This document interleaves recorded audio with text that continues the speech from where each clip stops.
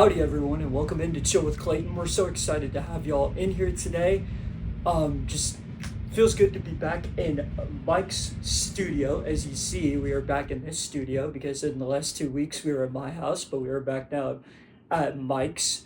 So I'm just excited to be back. But before we get into today's episode, which funny enough is going to be about patience, I was going to do a bit and let you wait for me on it, but that I didn't want to do to y'all because I'll talk about patience a little bit later. But as I was saying, hey, welcome into Chill with Clayton. I want y'all to remember to always like and subscribe to our channel. Remember, it's gratis. It's free. So there's nothing really a hassle to do it. Like, I hear all these other YouTubers like go, if you smile, please subscribe. I'm not gonna do that because that seems a little forceful, but that's totally on your way on that. But I'm really excited about today's episode about patience. First off, I do want to send out my prayers and thoughts and concerns to the city of Minneapolis after just tragic events that happened yesterday in Minneapolis at those Catholic schools. I just wanted to send out my thoughts and prayers out there to that city and for those leaders, and just pray that healing and everything will be going on over there. You can also check out our Instagram page where we'll have our daily Bible verses every week on our Chill with Clayton Instagram page. Also come in, check out chillwithclayton@gmail.com, our email address to get on the show, ask us questions, and anything else you would think of. So yeah, let's go ahead and get on with today's show. Hey y'all, today's topic is about patience. Now, yes, this is one of everybody's favorite topics to talk about. It's either that or the money topic. If you know, you know in the church, because you're like, oh my gosh, they want my money. Why do I have to wait for stuff? Well, I'm here to tell you that today's episode is about patience. So if you have to be patient about something about this week, you can blame me because I prayed for y'all's patience. And I'll probably blame myself as well for something that I'm not patient about because I'm terrible at patience. That's just real talk, folks. But what exactly is patience? Now, patience, it kind of is just waiting for something in general. It could be like a kid, I was waiting for cookies that my mom baked. I was waiting for the cookies, and she goes, no, you can't get them. I'll keep them on the top shelf, but you can't get them. You can't have them until dessert. And it's like, oh, come on. Like, really? Like, I want those cookies now. Or if you want Christmas morning to come quickly. Or for adults, it's like wanting to go on vacation because you're tired of work. You want to go on those vacation days. You want to have time off. You want to have, like, you're like so excited for a game, like a sports game or whatever, anything you can think of. For gamers, it's like, oh yeah, that new PS5 game's about to drop, but it's like 20 hours away. I can't be patient about it. Like, but patience, there's always that saying, and I'm pretty sure your parents said it, your grandparents, probably anybody that you can think of has said it, good things come to those who wait. Even though as kids we're like, really? We have to wait? Like, it stinks that we have to wait, but that's what patience is. Talking about my struggles with patience, like as a kid, it was like waiting for cookies or waiting for the toy game or waiting for my dad to go play catch with me or, something simple like that. But then when you're getting more into the adult years, it's like, when am I going to get a girlfriend? When am I going to do this big event here? Like, I can't wait for those events. Like, but the thing is, God has a thing with us in patience, and I'll talk about that today in our Bible verses because I have plenty of them written out. Actually, I have one out on the Chill with Clayton Instagram page that you can check out right now, Ecclesiastes 7:8. But the thing with patience and my struggle with it, like when you're in high school and you get through college, when you're in high school, you want to get to college. When you're in college, you want to get to adulthood. When you're in adulthood, you want to go back to being a kid. And when you were a kid, you wanted to go to be an adult. There was something funny that was said by, well, it wasn't funny, but it was kind of cool, like a cool coincidence that it was said during the Little League Baseball Classic, right before it, when the big leaguers were coming into Williamsport, PA, Pennsylvania for the Little League World Series. The MLB and Little League have that Sunday night game called the Little League Classic. And the ESPN reporters were talking to New York Mets shortstop Francisco Lindor. And he says on the telecast, live your age like right now. Live your age like right now. Because like I said earlier, kids want to become adults. Adults want to go back to kidhood.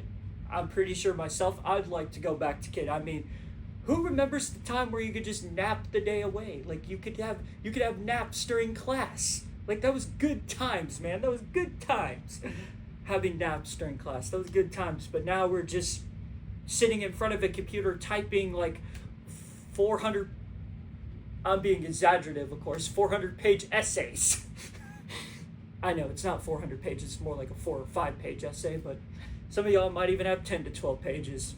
I don't know. But, you know, it's like, with patience, I've struggled with it and all that. But God tells us that things will come in time. There are some of y'all that are off and married now. There are some of y'all that are off with a girlfriend now, and I wish I could have that myself. Or you're off doing your favorite job in the world, but I'm still up in college trying to, finish my stuff. Just remember this. Remember to live in your time and your moment, because God has those specific things for you in those times. And you might be asking God, like, why can't I have this now? Why can't I have this now?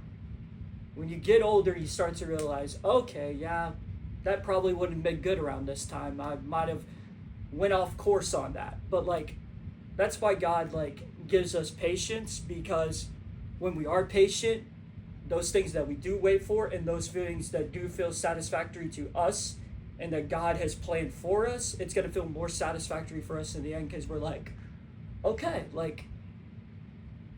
yeah, it stunk to wait, but I'm happy that I did.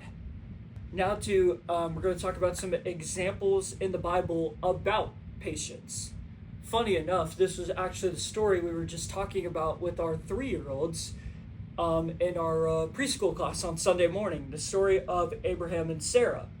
Now, as you all know, Abraham was the one that God told that he would have many descendants, would be living in the promised land, as they called it. Now, Abraham at this time was not able to see the promised land because Abraham was in his hundreds, funny enough. Yeah, he was in his hundreds. He was very old. He was very, very old. And at this time, he asked God, he's going so we haven't had any descendants yet. I know my brother, he has his descendants, but where are my descendants? And God goes, okay, if you're going to ask that, we're going to give you a baby. Now, come to remind you of this, remember, Abraham is in his hundreds. His wife Sarah is about in the same range. And Abraham laughs at this, going wait, what? You're going to give me a baby? I'm old. Old people can't have babies. But God goes, oh, just wait and see. Just wait and see. Trust my timing here. Trust my timing. And what do you know? Baby Isaac was born to Sarah. So even though Abraham was wait, where are my descendants? God goes, hey, they're coming. They're coming. And he brings them at the most unexpected and unopportune in the lifetime when they're old. And God kept his promise to Abraham that his descendants would be able to make it to the promised land. Speaking of those descendants, let's talk about a guy by the name of Joseph. Now, Joseph was born to 12 brothers. Yeah, Joseph and 12 brothers. He was, I think he was the son of Isaac? I can't remember. I might be wrong on that, so please clarify that if I am, but I believe Joseph was Isaac's son. So Joseph was the one kid that got everything. You know that person in your family. It's the guy, it's their parents like love the most. Like they're giving them the really special, nice stuff while you're getting the hand-me-downs. And that's what his brothers were getting. They're like, why are we getting this stuff? Why does our parents love Joseph more than us? So what did they decide to do? They decided to sell him into slavery. Yeah, that's what the brothers did. They sold him into slavery. So Joseph ends up having to work for a guy by the name of Potiphar. And he did really good for himself. He didn't cause any trouble. But then Potiphar's wife decides to, she tried to do some adulterous things to Joseph. But thankfully Joseph ran out of there as fast as he could because he's like, I'm not messing with this. But then Potiphar's wife, she goes, oh, he did this stuff to me. Go get him. He did this stuff to me. Even though Joseph did nothing of the sort. He was already out of there. So he ends up in jail. He ends up in jail. And he ends up becoming this guy who can interpret dreams thanks to his relationship with the Lord Jesus Christ. And then this is when Pharaoh comes into play because he's going like, I just got this crazy dream. Can you help me interpret it? And Joseph interprets the dream and ends up saving Egypt from starvation and just absolute devastation and dehydration for their people. They had enough food stored away because there was 50 good days and then there were going to be 50 bad days. But thanks to Joseph and realizing what God had told him, that's what happened. And he actually ended up, his brothers were one of those people that needed help, and Joseph ended up helping him out. So even though Joseph's life was kind of crazy at the beginning, God kept with him. He was with them the whole time, and now he was right under the Pharaoh's right hand. He was like Pharaoh's right hand man. It was pretty cool. So God blessed him in those times. To the next part, we go to Moses and the Israelites. As you all know, Moses, of course, was the one who called the Israelites out of Egypt. But the Israelites at the time were walking through deserts. They were going like, we want to go back to Egypt. Things stink out here. We want to go back to Egypt. At least we had food and such. And this causes absolute chaos. By the way, you can find these stories in Exodus and Numbers, where the Israelites, they decide to go, well, if God ain't going to listen to us, we'll just go to idols. So they end up making this golden calf, and they're worshiping a golden calf. And thanks to that, they ended up, some of those, one of the generations was not able to make it to the promised land due to those decisions they made. Now the thing is, their descendants were able to make it into the promised land, but the thing is that if you're not patient enough in waiting for it, the thing might not happen. Because if you try to go do whatever you're thinking you're going to do and you think it's going to work out for you, let me tell you something, it's probably not going to work out. That's why you got to trust God's plan in all that timing, because I think, in my opinion, it's better. Another big story is Job, and I'm pretty sure a lot of you have heard of Job's story, but he had terrible, absolutely terrible things happen to him. Had a lot of just terrible things. Like, you could go read the story of Job. It's quite the story to read. But Job, right now, he thankfully was, even though he had all his possessions taken away and everything, he was still faithful to God, even though in those moments, like, that can seem hard, like in times of patience. Another one was Ruth and Boaz. You could hear about that story in Ruth chapters 2 through 4. Ruth was she was a young lady who was very much ridiculed by her people because she was descendant of somebody, another descendant of another group, and that group was very much dismayed in the where she was living now, where the group was. And then she meets a guy by the name of Boaz who's like, hey, like, I think I really like this girl. And it's another great story. I highly recommend you to watch, just to read all these stories, because my summaries are not the best of them. So yeah, but let's get into the Bible verses. All right, guys, so here comes the verse of the day today for y'all. This verse comes from James chapter 1 through 4. And by the way, the version I am using is the NIV version, if anyone ever asked me. Like, that was the NIV version I use. But here it is. Let perseverance finish its work, so that you may be mature and complete, not lacking anything. What this verse tells me is that when you're, I think especially this talks to college-age kids and high schoolers that are going into college, but I think it's honestly talking to everybody. Let perseverance finish its work, so that you may be mature and complete, not lacking in anything. God knows what's going on in our lives. He knows what's going on. What you think you need now, you might not be ready for. Which, that's what I found out for me is a lot of the stuff. Like, I deal with a lot of sin still in my life. I deal with a lot of it, because there's always those temptations that come around. And God's going like, Clayton, I love you to death, man. I love you to death. But we just need to keep working. We just need to keep working. We need to keep chipping away. Just keep chipping away. We just want to keep chipping away. I love you and everything. But trust me, this is for your own good. Just trust me on this.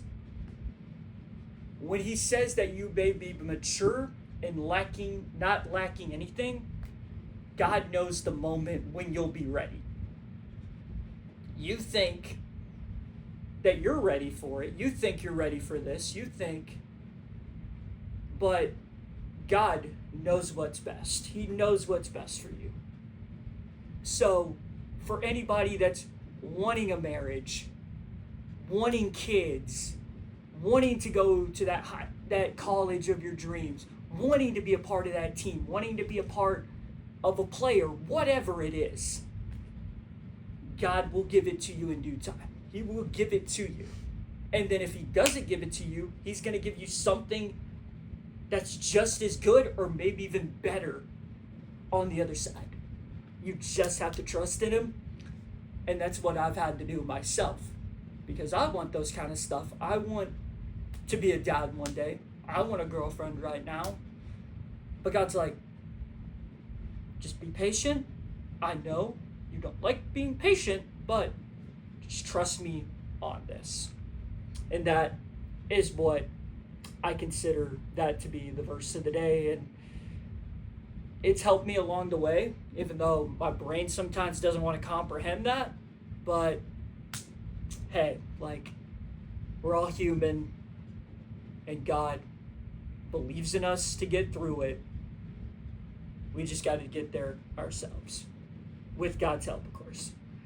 So the other Bible verses include Ecclesiastes 7:8, 1 Corinthians 13:4, James 5:8, Philippians 4:6, Romans 12:12, Romans 8:25, Psalm 41, and Galatians 6:9.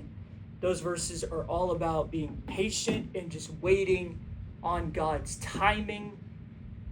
I know it seems like a struggle, y'all, but trust me, we're all in the same boat.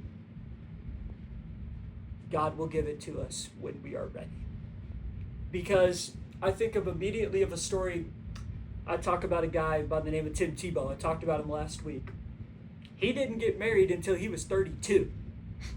My parents didn't get married until they were in their late 20s and early 30s. So for the folks like me waiting out there going like, oh man, I want to get married. Yeah, you might be in your 20s or your late teens. It's okay. Y'all still got time. Y'all still got time. Just remember that. I know we live in a world where we get everything come direct to consumer. And I think that's helped out with our level of not having patience.